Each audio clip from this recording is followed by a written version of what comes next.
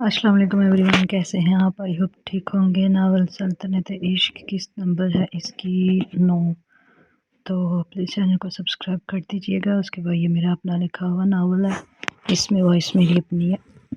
جزیرے کی صبح اتنی ہی پرسکون تھی جتنی پچھلی رات کا طوفان ہولناک تھا۔ کھڑکی کے پردوں سے چھن کر آتی سورج کی پہلی کرن نے جب گل کے چہرے کو چھوا تو اس کی بھاری پلکیں آہستہ سے لرزیں۔ گل کو ہوش آیا تو پہلا احساس ہاتھ پر کسی مضبوط گرفت کا تھا۔ اس نے گردن موڑ کر دیکھا تو اس کے سانس حلق میں اٹک گئے۔ بیڈ کے ساتھ ہی لگی کرسی پر کبیر پاشا سر پیچھے ٹکائے سو رہا تھا، مگر اس کا ہاتھ اب بھی گل کے ہاتھ کو اسی مضبوطی سے تھامے ہوئے تھا، جیسے کوئی قیمتی چیز گرنے سے بچائی گئی ہو۔ گل کا دل زور سے دھڑکا۔ اسے پچھلی رات کے دھندلے مناظر یاد آنے لگے، بارود کا دھواں، گولیوں کی آواز اور وہ مضبوط بازو جنہوں نے اسے آگ کے بیچ سے نکالا تھا۔ اسے یاد آیا کہ کیسے اس نے اسے اپنا باپ سمجھ کر اس کے سینے میں سر چھپایا تھا۔ انکل، گل کے خشک لبوں سے دبی ہوئی سرگوشی نکلی۔ اس کی ہلکی سی آواز پر پاشا کی آنکھیں فوراً کھل گئی۔ وہ ایک جھٹکے سے سیدھا ہوا اور اپنا ہاتھ گل کے ہاتھ سے ایسے پیچھے کھینچا جیسے وہ کسی تپتی ہوئی آگ کو چھو گیا ہو۔ اس کی آنکھوں میں دوبارہ وہی سرد مہری لوٹ آئی جو اس کی پہچان تھی۔ ہوش آ گیا۔ پاشا کی آواز سپاٹ تھی۔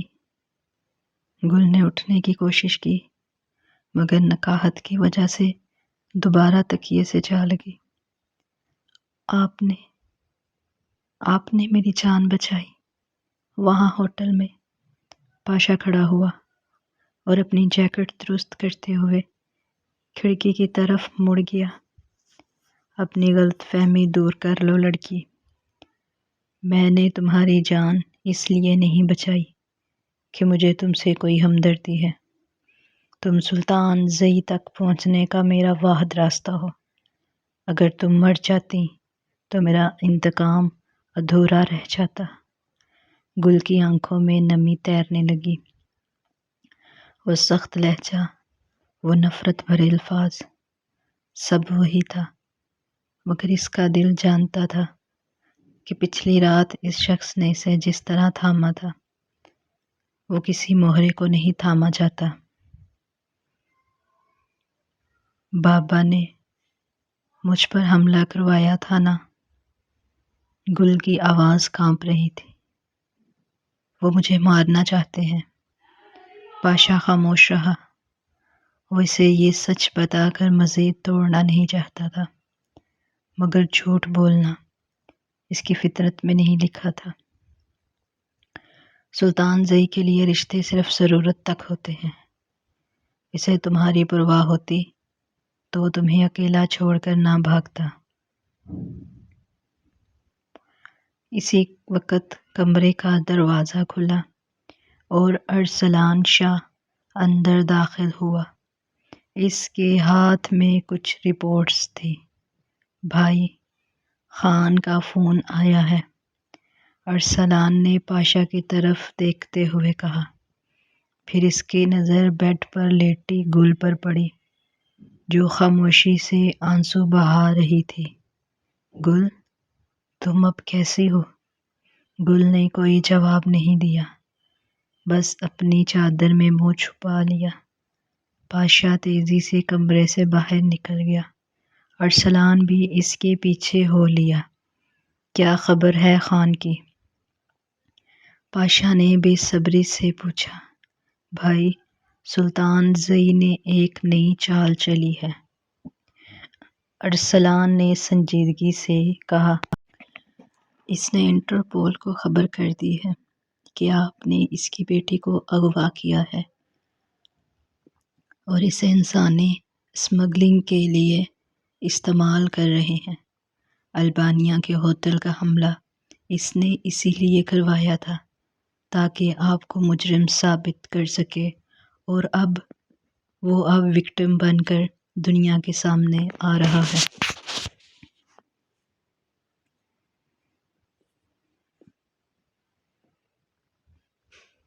پاشا کے لبوں پر ایک خوفناک مسکراہٹ آئی۔ وہ چاہتا ہے کہ قانون میرے پیچھے آئے تاکہ وہ سکون سے میری بہن کا سودا کر سکے۔ ارسلان اسے کہو کہ پاشا قانون سے نہیں ڈرتا، پاشا اپنا قانون خود لکھتا ہے۔ اب ہمارا اگلا قدم کیا ہے؟ ارسلان نے پوچھا۔ ہم سسلی جائیں گے۔ پاشا کی آنکھوں میں وحشیانہ چمک تھی۔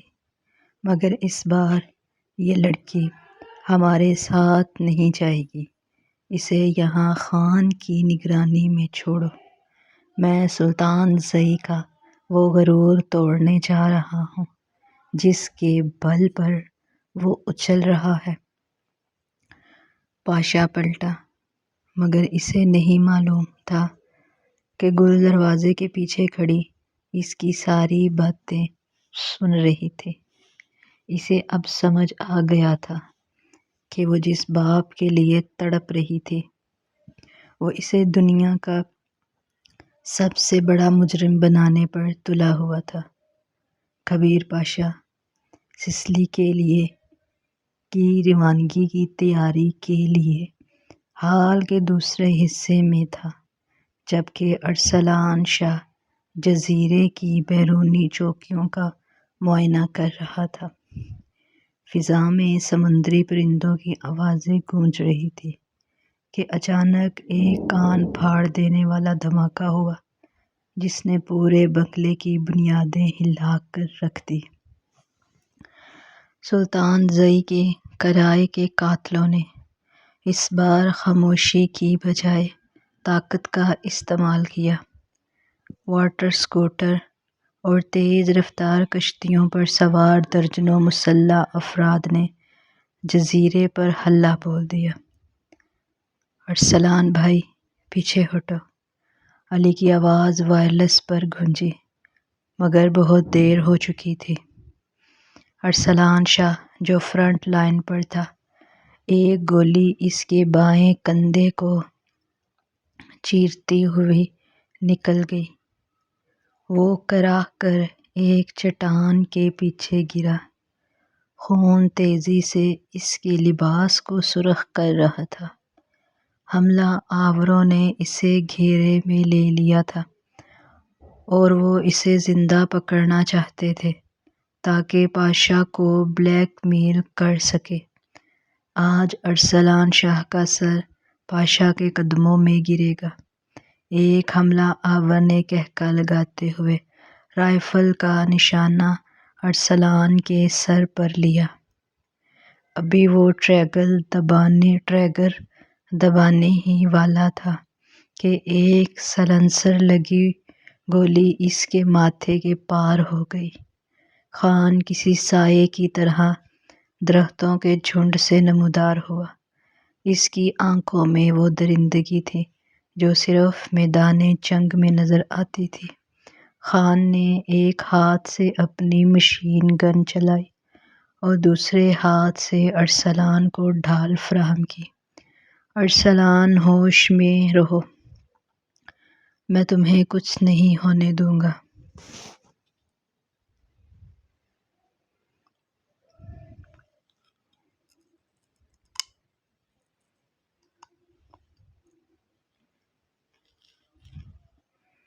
خان کی گولیوں کی بچھاڑ نے دشمن کی صفوں میں کھلبلی مچا دی۔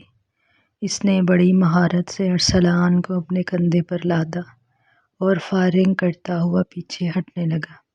خان کی حکمت عملی اتنی برق رفتار تھی کہ دشمن کو سمجھ ہی نہیں آ رہا تھا کہ گولی کہاں سے چل رہی ہے۔ بنگلے کے اندر گل فرش پر بیٹھی کانپ رہی تھی۔ کھڑکیوں کے شیشے ٹوٹ رہے تھے۔ پاشا ہاتھ میں کلیشن کوف تھامے کمرے میں داخل ہوا۔ اس نے گل کو دیکھا جو صدمے سے منجمد ہو چکی تھی۔ تم یہاں سے نہیں ہلو گی، پاشا نے دھاڑ کر کہا۔ علی اسے تہہ خانے میں لے جاؤ۔ بھائی، ارسلان زخمی ہے، خان بھائی اسے لے کر آ رہا ہے، علی نے اطلاع دی۔ پاشا کے چہرے پر ایک جھرجھری سی آئی۔ اس کا بھائی، اس کا دست راست زخمی تھا۔ اس نے مڑ کر گل کی طرف دیکھا۔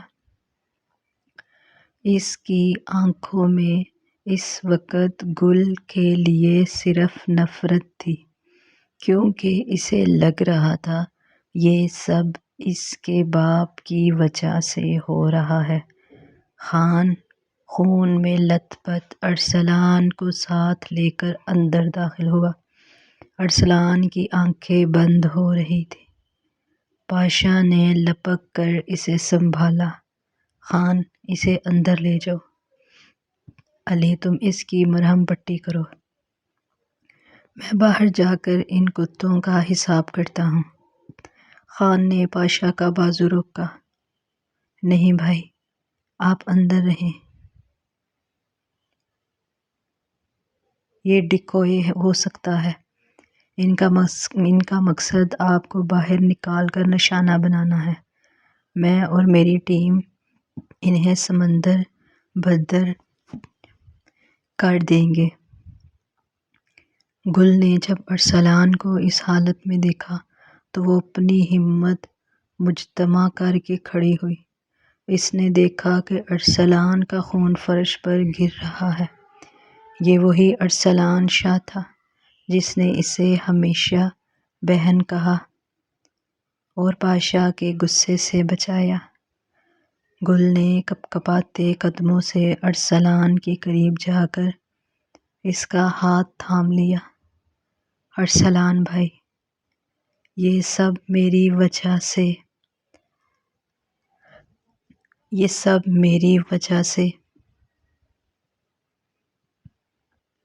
پاشا نے گل کو جھٹکے سے پیچھے کیا اور اس کا جبڑا اپنی گرفت میں لیا۔ ہاں، یہ سب تمہارے اور تمہارے اس ملعون باپ کی وجہ سے ہے۔ اگر ارسلان کو کچھ ہوا لڑکی، تو میں تمہیں اس جزیرے سے زندہ باہر نہیں جانے دوں گا۔ گل کی آنکھوں سے آنسو بہہ نکلے۔ اس کا جرم صرف اتنا تھا کہ وہ سلطان زئی کے بیٹے تھے، مگر سزا اسے ہر طرف سے مل رہی تھی۔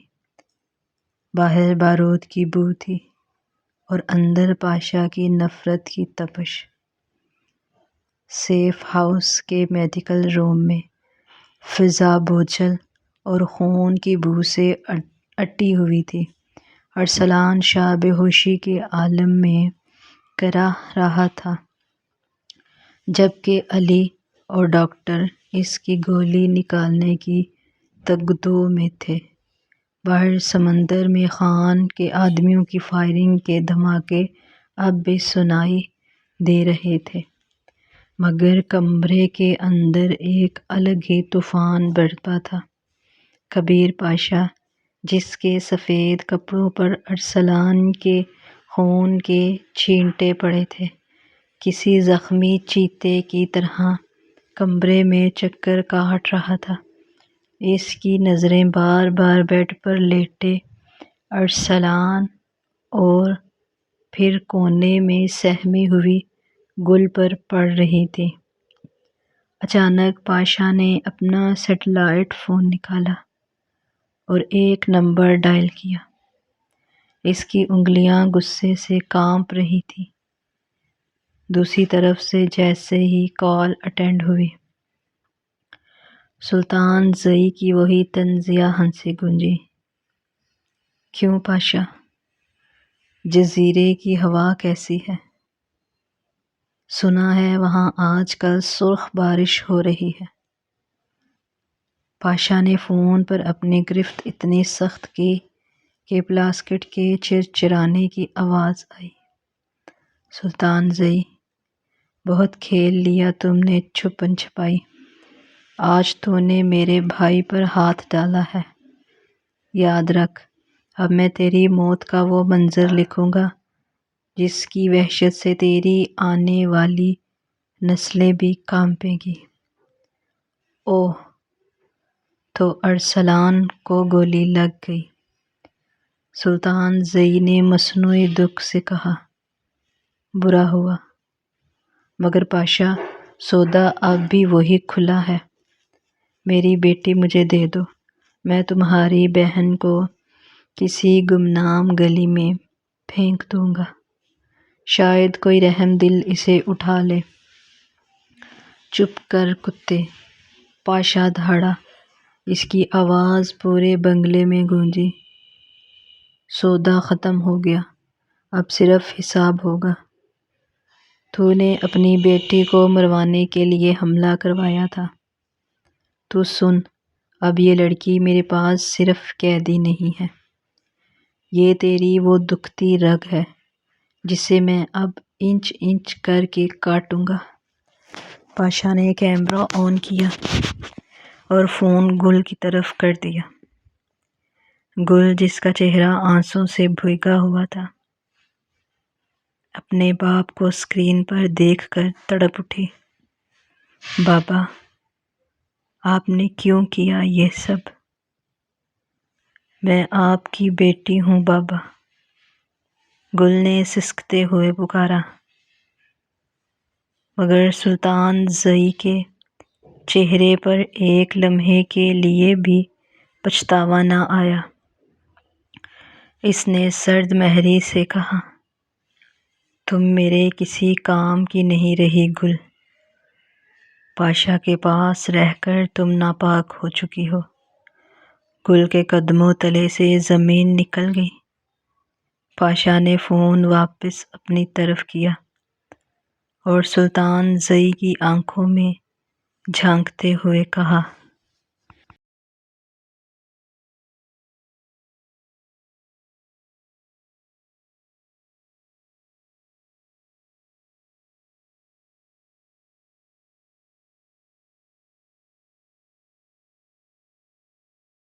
آج سے ٹھیک 48 گھنٹے بعد میں سسلی کے اسی پرانے چرچ کے کھنڈرات میں ہوں گا جہاں تو نے میری بہن کو چھپایا ہے۔ میں اکیلا آؤں گا اور یہ لڑکی بھی میرے ساتھ ہوگی۔ اگر ہمت ہے تو سامنے آنا، اگر تو جیت گیا تو اپنی بیٹی لے کر جانا، اور اگر میں جیت گیا تو تیرے ٹکڑے سسلی کے کتوں کو کھلاؤں گا۔ یہ میرا آخری چیلنج ہے۔ پاشا نے فون دیوار پر دے مارا، جو پرزے ہو گیا۔ کمرے میں موت جیسی خاموشی چھا گئی۔ گل فرش پر گر کر دھاڑے مار کر رونے لگی۔ اسے اب سمجھ آ گیا تھا کہ اس کا باپ اس کے لیے مر چکا ہے۔ پاشا نے مڑ کر گل کی طرف دیکھا۔ اس کی آنکھوں میں اب وہ وحشیانہ نفرت نہیں تھی، بلکہ ایک عجیب سی ٹھنڈک تھی۔ رونا بند کرو لڑکی، پاشا نے بھاری آواز میں کہا، اپنے آنسو اس باپ کے لیے ضائع نہ کرو جو تمہارے جنازے پر بھی مسکرانے کی طاقت رکھتا ہے۔ پرسوں تم میرے ساتھ سسلی چلو گی، میں کیسے تمہارے اس درندے صفت باپ کا غرور خاک میں ملاتا ہوں۔ پاشا کمرے سے باہر نکل گیا، جہاں خان اب فجر کی روشنی میں دشمنوں کی لاشیں گن رہا تھا۔ جنگ کا میدان سج چکا تھا اور اب منزل سسلی تھی۔ سسلی کی طرف بڑھتی ہوئی نجی کشتی لہروں کو چیر رہی تھی۔ رات کا پچھلا پہر تھا اور سمندر کی خاموشی میں صرف انجن کی گونج سنائی دے رہی تھی۔ علی اور خان کشتی کے نچلے حصے میں اسلحہ چیک کر رہے تھے۔ جبکہ بادشاہ ڈیک پر اکیلا کھڑا سگار پی رہا تھا۔ گل آہستہ قدموں سے چلتی ہوئی اس کے قریب آئی۔ اس کے چہرے پر اب وہ خوف نہیں تھا جو اسے کمزور بناتا تھا، بلکہ ایک ایسی سنجیدگی تھی جو بڑے سے بڑے طوفان سے لڑنے کے لیے پیدا ہوتی ہے۔ انکل، اس نے مدھم آواز میں پکارا۔ بادشاہ نے مڑ کر اسے نہیں دیکھا، بس سگار کا دھواں فضا میں اچھال دیا۔ اندر جاؤ لڑکی، باہر ہوا بہت سرد ہے۔ کل صبح تم نے موت کا سامان کرنا ہے۔ کل صبح تم نے موت کا سامنا کرنا ہے۔ موت کا سامنا تو میں پچھلے کئی دنوں سے کر رہی ہوں۔ گل نے اس کے برابر کھڑے ہو کر سمندر کو دیکھا۔ لیکن مجھے اپنے باپ کے پاس نہیں جانا۔ وہ میرے باپ نہیں ہے، وہ ایک جلاد ہے۔ وہ مجھے دوبارہ کسی نیلامی میں کھڑا کر دیں گے یا کسی گولی کا نشانہ بنا دیں گے۔ بادشاہ تلخی سے ہنسا۔ تمہارا باپ تمہارا انتظار کر رہا ہے۔ میں اسے تم سونپ کر اپنی بہن واپس لوں گا۔ یہی ہمارا سودا تھا۔ گل نے اچانک بادشاہ کا بازو تھام لیا۔ اس کی آنکھوں میں التجا اور فیصلے کی ایک ایسی لہر تھی جس نے بادشاہ کو چونکا دیا۔ انکل، مجھے اس سودے کا حصہ نہ بنائیں۔ میں جانتی ہوں آپ ایک بدنام زمانہ ڈیتھ ماسٹر ہیں۔ آپ کے ہاتھ خون سے رنگے ہیں، لیکن ان ہاتھوں نے مجھے آگ سے نکالا بھی ہے۔ آپ کے پاس رہ کر میں قیدی تو ہو سکتی ہوں، مگر محافظ رہوں گی۔ بادشاہ نے سرد نظریں اس کے معصوم چہرے پر جمائیں۔ تم کہنا کیا چاہتی ہو؟ گل نے ایک گہرا سانس لیا اور وہ بات کہہ دی جس کا بادشاہ نے کبھی تصور بھی نہیں کیا تھا۔ مجھ سے نکاح کر لے انکل، مجھے اپنی پناہ میں لے لے۔ میں اس سلطان زئی کی بیٹی بن کر نہیں مرنا چاہتی جس نے میرا سودا کیا ہے۔ مجھے پاشا مینشن کی قیدی بنا کر رکھ لے، مگر مجھے اس درندے کے حوالے نہ کریں۔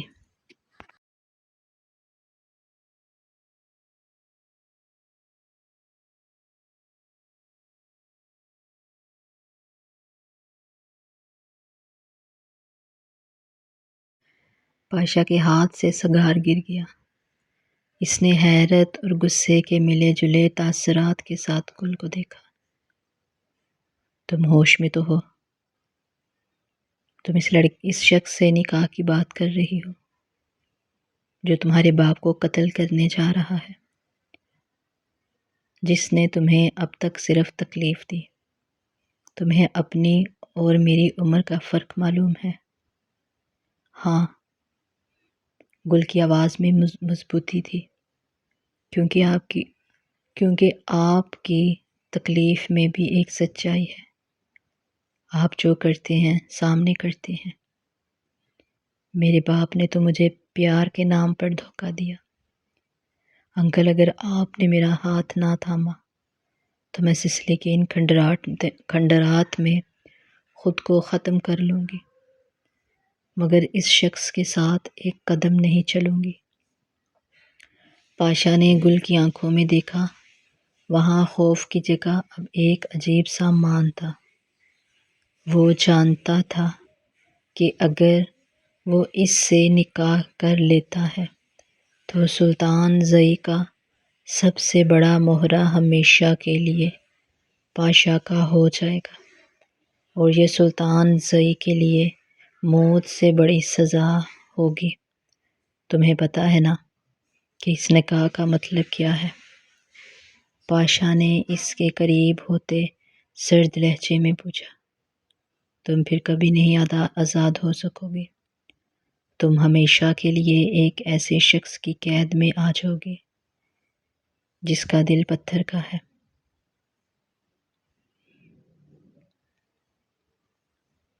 مجھے منظور ہے۔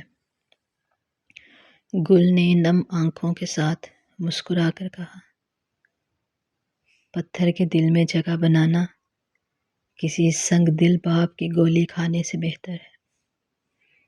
پاشا کچھ دیر اسے دیکھتا رہا، پھر خاموشی سے مڑا اور نیچے کی طرف جاتے ہوئے بولا، خان کو بلاؤ۔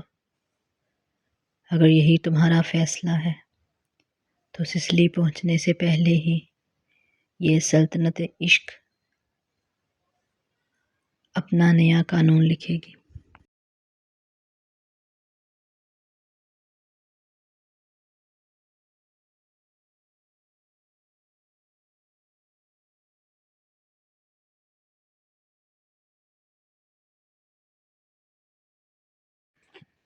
کشتی کی لہروں پر چاندنی رقص کر رہی تھی، مگر کبیر پاشا کے اندر ایک الگ ہی تلاطم برپا تھا۔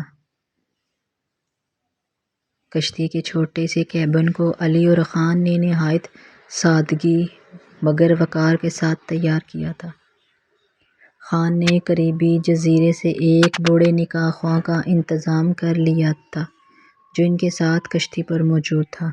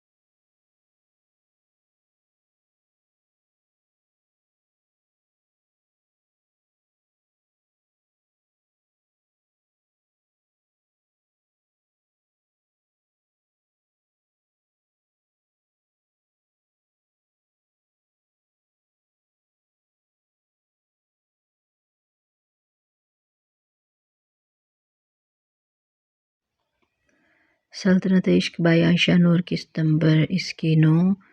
تو یہ میرا خود کا اپنا لکھا ہوا ناول ہے، اس میں وائس میری اپنی ہے، تو پلیز کاپی پیسٹ سے پرہیز کریں۔ اس کے بعد چینل کو سبسکرائب کریں، لائک کریں، اپنے دوستوں کے ساتھ شیئر کریں اور بیل آئیکن بٹن کو پریس کر دیں تاکہ میری ہر نئی آنے والی ویڈیو کی نوٹیفیکیشن آپ کو بآسانی مل سکے۔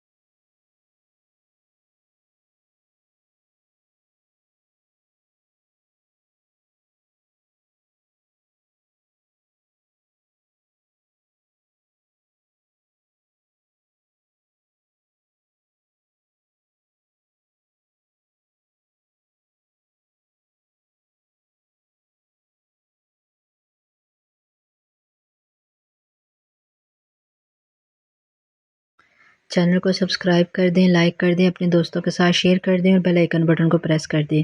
یہ سلطنت عشق عائشہ نور کا خود کا لکھا ہوا ہے، اس میں وائس میری اپنی ہے تو پلیز کاپی پیسٹ سے پرہیز کریں۔